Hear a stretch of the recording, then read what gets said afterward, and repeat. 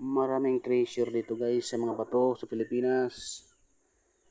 Hanap tayo ng ibang mga bato dahil baka magkatsamba tayo ng meteorite at saka diamonds. May kakaibang bato guys. Ano yan? Yan, kakaiba yan oh. Tingnan natin kung anong bato ito.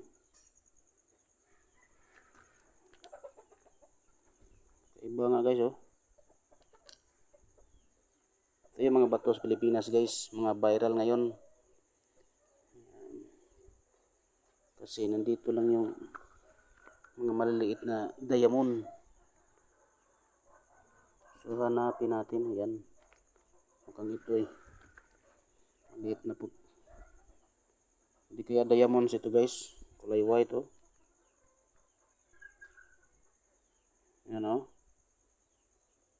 Ito yung mga bato na palagi nating nakikita sa mga nagmagawa ng mga content guys. Ang mga color white na bato. Karamihan guys mga Amerikano.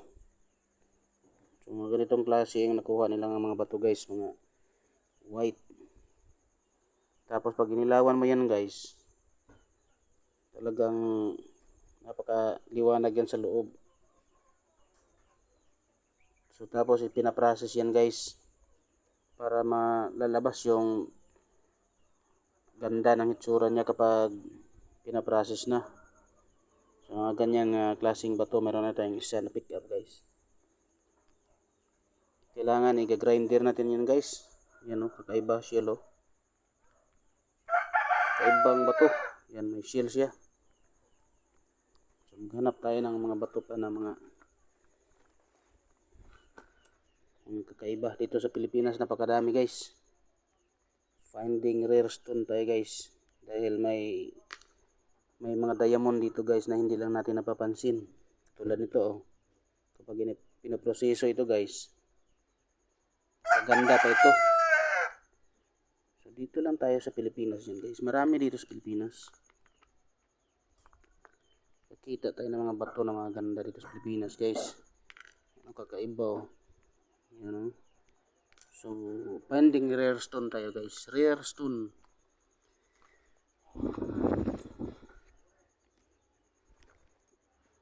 Mayroon dito sa Pilipinas guys ang magandang mga jade.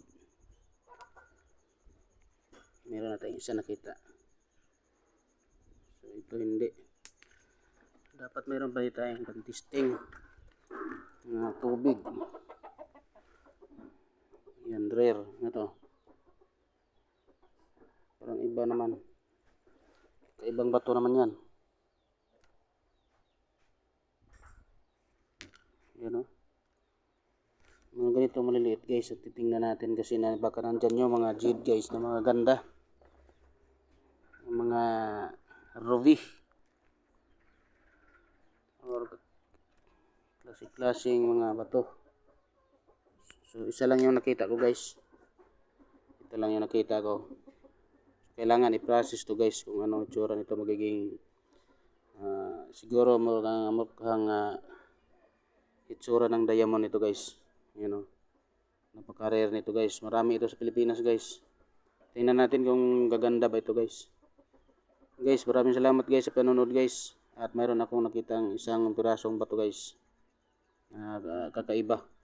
Maliwanag sa loob. God bless sa ating lahat guys.